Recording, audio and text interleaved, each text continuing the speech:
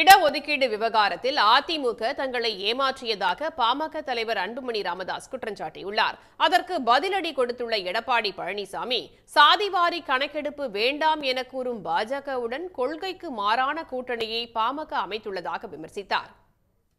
ஐயா, எங்களுக்கு இடஒதுக்கீடு கொடுங்க ஐயா, எங்களுக்கு சமூக நீதி கொடுங்க ஐயா, எங்களுக்கு சாதிவாரி கணக்கெடுப்பு நடத்துங்க ஐயா. எவ்வளவு காலமா கெஞ்சணும் நான் நினைச்சு பாருங்க. அதிமுக நமக்கு இடஒதுக்கீடு கொடுக்கிற முறை கொடுத்துட்டு அவங்களுக்கு தெரியும் நீதிமன்றத்தை செல்லாது, அவசரமாக அறகுறையா கொடுத்து நம்ம கொடுத்துட்டோம்னு பேசணும்.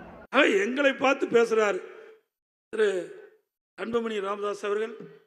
ஏதோ நம்மோட கூட்டணி வச்ச பிறகு ஐயோன்னு கெஞ்சி இடஒதுக்கீடு கேட்டாங்களாம். ஜாதிவாரி கணக்கெடுப்பு எடுப்பதற்கு நான் முதலமைச்சர் இருந்தபோது 2020ஆம் ஆண்டு டிசம்பர்ல நான் உத்தரவு போட்டிருக்கின்றேன். ஜிஓ நெட்டில் நீங்க எடுத்துக்கலாம், எடுத்துக்கலாம். கொண்டு வந்தது நான். பேச மனம் இல்லை. இப்ப யாரோட போய் கூட்டு சேர்ந்திருக்கிறாங்க?